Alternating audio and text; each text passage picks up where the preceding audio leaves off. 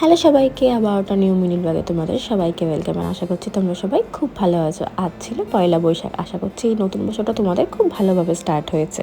সকালে উঠে ফ্রেশ হয়ে স্নান করে চলে গেছিলাম বড়দের প্রণাম নিয়ে দিনটা শুরু করার জন্য। সবার কাছ থেকে আশীর্বাদ নিয়ে নেওয়ার পরে আমি চলে গেছিলাম আমার ঘন্টু সোনার কাছে, ওকে একটু আদর করে দেওয়ার জন্য, কারণ ও তো ওয়েট করে ওর মাম্মা ওকে কখন শুভ নববর্ষ উইশ করবে।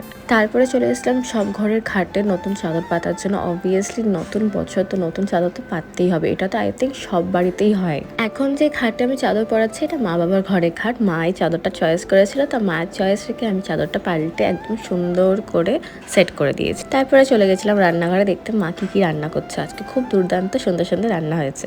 দুপুরবেলা খেয়ে রেস্ট করে আমি আরও সন্ধ্যাবেলা বেরিয়েছিলাম একটু মার্কেটে, কিছু কেনার ছিল। তো এই গরমের মধ্যে হঠাৎ করে বাইরে বেরোনো ওয়েদারটা এত ভালো লাগে, আমার বাইরের হাওয়াটা লিটারালি খুবই ভালো লাগে এই ইভিনিং টাইমটায়। আর আমাদের বাড়িতে তো নববর্ষে দিদা এসছে ঘুরতে, তাই জন্য আমরা ডাইরেক্ট চলে গেছিলাম মিয়া আমরে, কারণ দিদা ওখানকার পেস্ট্রি খেতে খুব ভালোবাসে, মানে চকো ক্রাঞ্চ পেস্ট্রি যেটা আছে, তো ওটাই নিতে চলে গেছিলাম। প্রায় অনেকক্ষণ ওখানে ওয়েট করার পরে আমাদের পার্সেল প্যাক হতে স্টার্ট হয়, কারণ অনেক ভিড় ছিল আজকে বিকজ অফ নববর্ষ আই থিঙ্ক। দেন ওখান থেকে বেরিয়ে আমরা নিলাম সিঙ্গারা আর পাপড়ি চাট। অবভিয়াসলি বাইরে বেরিয়েছি তো পাপড়ি চাট নিয়ে তো বাড়ি যাবোই। সব কিছু নেওয়া কমপ্লিট হয় আমরা চললাম বাড়ির দিকে। তাহলে চলো আজকে মিনি ব্লগটা এখানেই শেষ করি, আর খুব তাড়াতাড়ি একটা নিউ মিনি ব্লগে তোমাদের সাথে দেখা হবে। ততক্ষণের জন্য চলো টাটা।